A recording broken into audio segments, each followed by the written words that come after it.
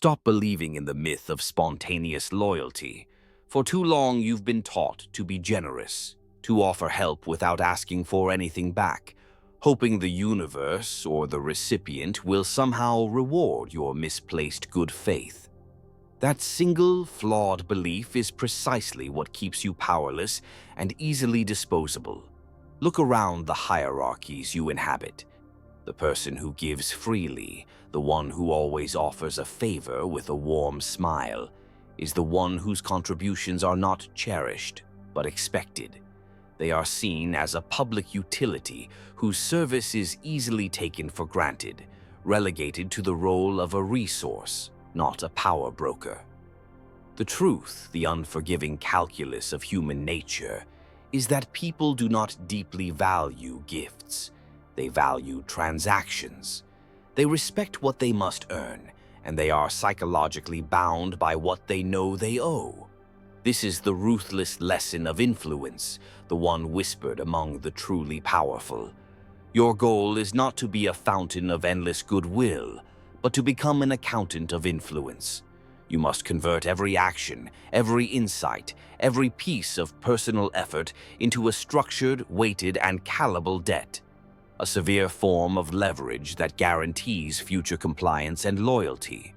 Machiavelli, the original master of political gravity, knew that love is fragile, held by a thread that can be broken, but obligation is steel, binding the recipient with chains no one dares remove. We are not dealing with simple favors here, we are dealing with strategic leverage. The most stable foundation for long-term power is the psychological burden of a debt that can never truly be repaid, only deferred through acts of unwavering loyalty and obedient action. If you continue to act as a naive philanthropist of effort, you will only cultivate ingratitude. From this moment, you will become the master of the favor economy, systematically ensuring that all those who matter around you exist in a state of controlled, strategic indebtedness to your indispensable existence. We are going to dissect the meticulous mechanism that binds allies, silences rivals, and ensures that your necessary requests are never denied. This strategy is cold, meticulous, and entirely unbreakable. Drop this affirmation into the comments and internalize the power of the ode. I control the ledger. Number 1. The 5 levels of unspoken debt. Most people tragically misunderstand power because they see debt purely as money. The master of influence understands that true enduring power is built on 5 distinct, non-monetary levels of psychological debt. Your discipline must be to accumulate and track these debts simultaneously, granting you multiple overlapping points of leverage against the recipient's compliance. The first level is resource debt, which is the simplest form, the transactional loan of your irreplaceable time or valuable material. You used your private network for them. You dedicated your critical weekend focus to solving their crisis. You provided a key physical asset or resource they could not secure on their own. The tactic here is never to frame this act as a gift. You must frame it as a temporary transfer of capital. You will use quiet, intentional language that subtly establishes its true high cost.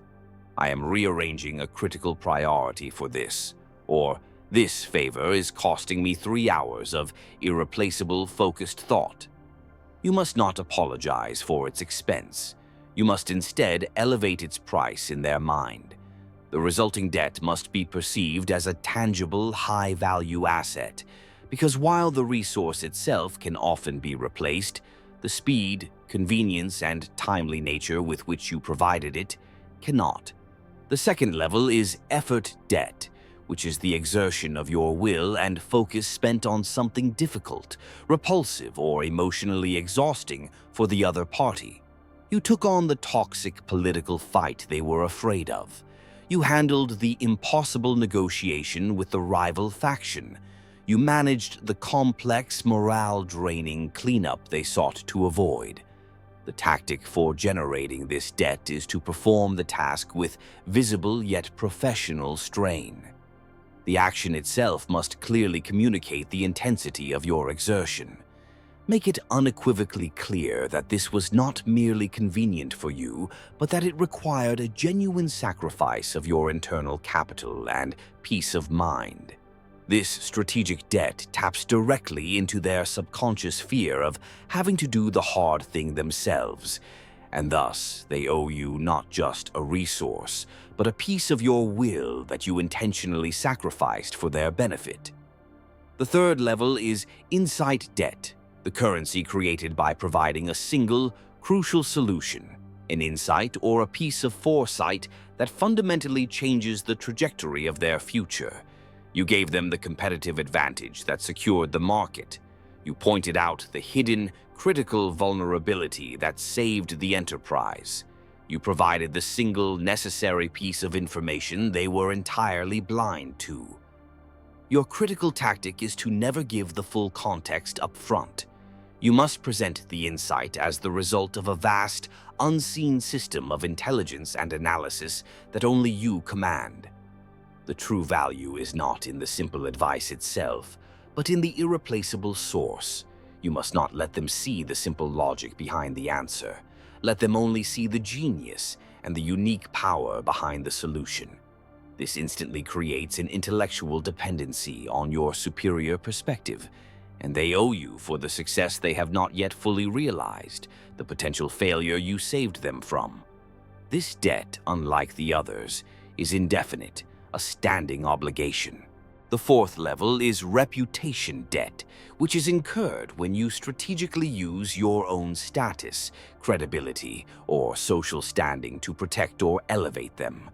You vouched for them to a powerful third party who controls their fate. You publicly defended their competence against a rival's attack.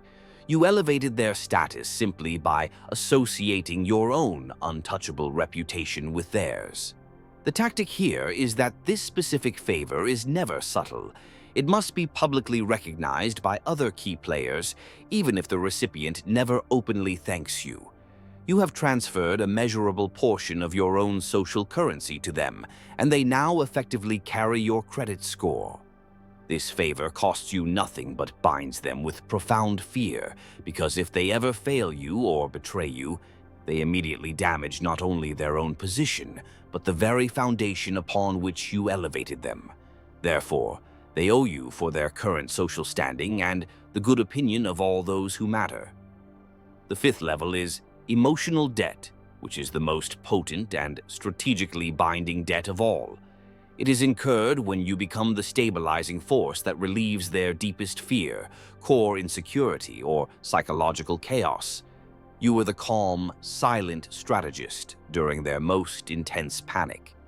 You listened to and internalized their secret, crippling vulnerability. You provided the emotional certainty and clear direction they could not find elsewhere. Your tactic is to receive their confession or observation with absolute cold calm. You must not offer weak sympathy. You must offer clarity, actionable structure, and immediate path forward. This makes your presence a profound psychological necessity.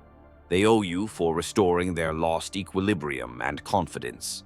This debt is deeply personal and makes them irrevocably vulnerable to your judgment and will. They owe you their inner peace, and this creates a psychological alignment where they must protect you in order to protect their own sanity and stability. Number 2, the art of the untouchable favor. The greatest and most enduring debt is the one that cannot be fully paid back, the debt that is purposefully designed to remain active, open, and callable. Your strategic goal is to engineer favors that are so perfectly designed that the recipient remains perpetually indebted, regardless of their intense effort to reciprocate. You must adhere to the principle of non-reciprocal value. Your strategic favor must have a very low cost to you, but an immeasurably high impact on them. This instantly creates an insurmountable gap between the simple transaction and the resulting psychological debt. Consider the following. For you, a single critical introduction to a contact may be a 30-second email. For them, it might be the genesis of a 6-figure contract that alters their trajectory. The time cost is negligible to you, but the value received is life-altering to them.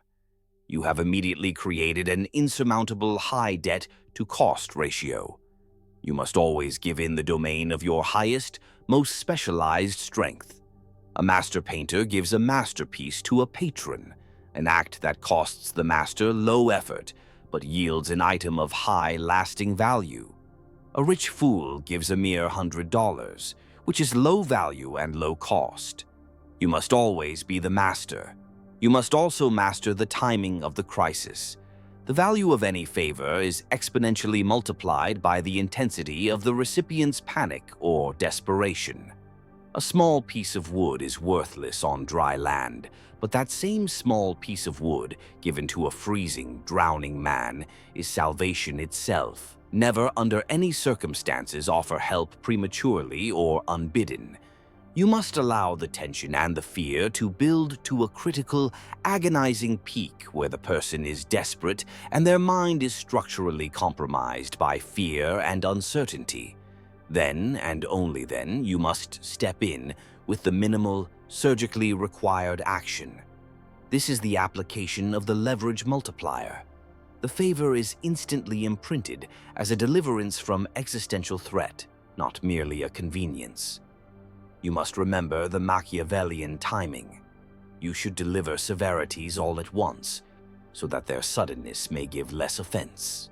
Benefits ought to be handed out drop by drop, so that they may be relished the more.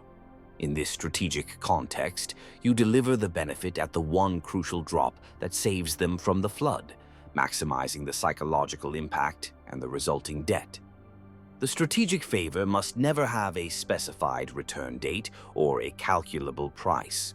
A precise contract allows the debt to be fully repaid and thus dissolved forever, immediately eliminating your leverage. An ambiguous debt remains an open, persistent file in their subconscious. When they inevitably ask what they can possibly do to repay you, the master offers a calming but firm deflection. I consider this a strategic investment. I know that one day when I need something unique and specific, you will be the only one who can provide it. This response instantly transfers the entire psychological burden onto them. They must now perpetually watch for the opportunity to repay, and they must constantly worry if their eventual repayment will be sufficient for your unstated, unique need. Crucially, the debt remains active, perpetual, and callable at any time. This leads to the engineered relief mechanism. The power of a debt is reinforced when the recipient is offered a temporary feeling of psychological security.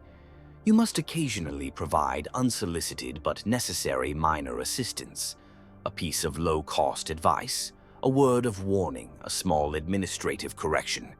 This makes the recipient feel that the interest on their debt is currently being covered by their continued proximity and loyalty, which is a powerful psychological incentive. They are relieved of the immediate burden, but the principal remains intact and owed to you. Number 3. The accountant's ledger. The core discipline of this high-level strategy is the militant, cold, and emotionless tracking of all debt. You must treat your entire social and professional network not as a collection of friends or colleagues, but as a quantifiable balance sheet, where every single interaction is a controlled, recorded entry designed specifically to increase your net worth in influence. This discipline is paramount. Immediately after you provide a strategic favor, you must assign it a precise numerical weight based on 3 purely objective factors that quantify its true leverage. First, the impact multiplier, which measures how profoundly the favor altered their life, status, or key outcome on a scale of 1 to 10. Second, the cost multiplier, which measures how high the emotional, reputational, or financial cost would have been to them if they had tried to solve the crisis alone. And finally, the vulnerability factor, which measures exactly how much the favor exposed a personal or professional weakness they urgently wish to hide. The true debt weight is calculated using the formula. True debt weight equals impact, multiplier multiplied by cost, multiplier multiplied by vulnerability factor. Any true debt weight that exceeds 100 is immediately classified as a significant high-leverage debt. Your unrelenting job is to maintain a mental or private physical ledger that keeps a constant running tally of who owes you the highest true debt weight, prioritizing your focus on the most profitable assets. The accumulated debt is your ultimate lever, but it must be used with surgical, unemotional precision, because a rash, poorly timed request can instantly bankrupt the relationship and erase the years of subtle work. This is precisely where most novices fail. You must adhere strictly to the principle of minimum call. When you finally decide to call in a debt, the repayment request, or the call magnitude, must always be significantly lower than the remaining true debt weight. This rule is absolutely crucial because if the call magnitude equals the true debt weight, the debt is considered fully repaid and the leverage is permanently lost. The optimal call magnitude is a calculated request that is large enough to demonstrate clear compliance and loyalty from the recipient, but small enough to leave the debtor feeling profoundly relieved that they survived the call. This resulting feeling of relief ensures that the remaining debt is immediately and powerfully psychologically reinforced, meaning the true repayment is the feeling of relief which you, and only you, control. You must only call the debt when you genuinely require decisive leverage to advance a major objective or when you need to specifically test the loyalty of a key asset. Calling a major favor for a trivial matter signals that you have nothing more important to worry about, instantly devaluing your entire debt currency, so your timing is everything. Furthermore, you must view the debtor as your most valuable asset. If they fail or are somehow destroyed by external forces, their debt to you becomes instantly worthless. Therefore, you have a cold-blooded vested interest in their success and their professional survival, and this requires strategic defense. You must occasionally provide minor, unrequested support to your highest debt assets to ensure their continued stability. This action immediately reinforces their fundamental dependency without them ever having to ask, subtly reminding them that you, the creditor, are the ultimate source of their continued security and success. This is the paradox of high-level power. You protect them not out of any sentiment of loyalty or friendship, but solely because their stability guarantees your future compliance. You are their silent creditor, and you must ensure the bank does not fail, because its failure would be your irrecoverable loss. Number 4. The weapon of reciprocity. The fundamental rule of reciprocity is a primal psychological command. When someone gives us something of value, we feel an overwhelming subconscious compulsion to give something back. The master of influence weaponizes this deep-seated command to create an unbreakable bond of obligation. You must never announce your generosity in advance. A gift or a favor that is expected is simply a transactional payment in a sequence. A favor that is unexpected, personalized, and critically timed hits the subconscious with a much stronger force, instantly initiating the feeling of obligation before the recipient can rationally analyze the cost. The key focus is the surprising and timely nature of the favor, not its actual magnitude, which is what drives the immediate, internal feeling of debt. You must always send the small, valuable, unrequested piece of strategic information. You must offer the timely, unasked-for defense of their character in a critical meeting. When a low value or quick repayment is offered in return, you must strategically reject it calmly. You must state, "That is insufficient for the value I provided. I need something unique, which I will identify later, but you must simply remain ready and available." This response psychologically compounds the debt in 3 ways. First, it devalues their initial attempt at repayment, making them feel they haven't earned their freedom. Second, it creates a powerful state of perpetual readiness, meaning they must dedicate a portion of their mental energy to anticipating your unknown future demand. And third, it signals that the debt is now non-negotiable because you, and only you, have defined the true magnitude of the value. The most powerful long-term use of your accumulated insight debt is to ensure the debtor understands that their continued prosperity and success depend entirely on you. You must make certain that they recognize you not only saved them from past failures, but that you are the only mind capable of seeing the lethal dangers in their future path. Your technique is not to issue a command for action. Instead, you offer a devastatingly accurate forecast of their future failure, and then you quietly present the only path to avoid that dark outcome, a path that inevitably requires their full, immediate support of your overarching agenda.